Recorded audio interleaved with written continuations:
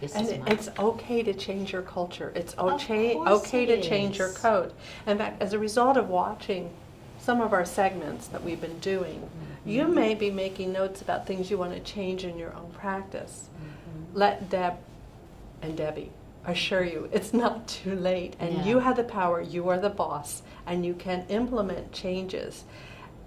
I wouldn't implement all the changes the same No, week. No, not even the same month. Right. So how would you go about implement? Let's say you're going to make a series of changes about how you hire, how you compensate, and your code of ethics within the team, your guidebook. Well, if I were to say number 1, 2, 3, 4, 5, the first thing that applies to almost everything we're talking about is honesty and total open book.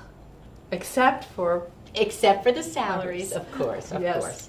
But I think so much is held in that many dentists just go home at night and they're just ready to explode.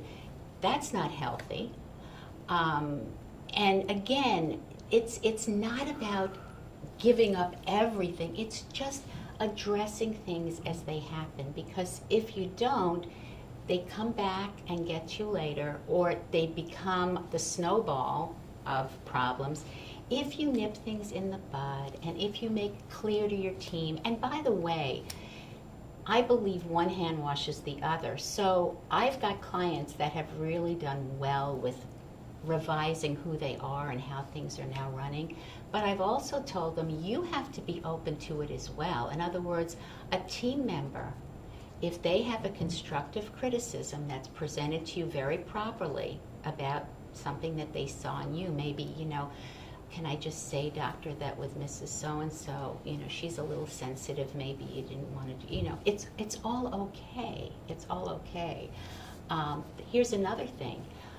I am very much against triangling, as I call it, which means encouraging 3 people to get into some sort of a tiff. Triangling is dangerous, and a lot of practices have that problem. It shouldn't be that way. It's schoolyard stuff, really. If 3 people are having an issue, it's got to be one-on-one. We don't get into triangling because it's always unhealthy. And it amazes me sometimes that these are adults, they're mothers, they're sisters, they've got children of their own, and sometimes they resort back to being on the school playground again, and it doesn't have to be that way. But again, doctor, be open. If you want that culture to come into your practice, be open to be more or less like them. Now, granted, they have to have total respect for you. You are the boss. But you have to make it clear, again, communication. Team, if something is said and you know that I probably didn't mean it or what have you, to a patient or to what have you, to another team member, take me aside and bring it to my attention. Because all of these little pieces add up to making a huge change in your culture for the better. And you were leading then. That's right. You were leading. I know they don't like to hear the word You're leadership. the leader.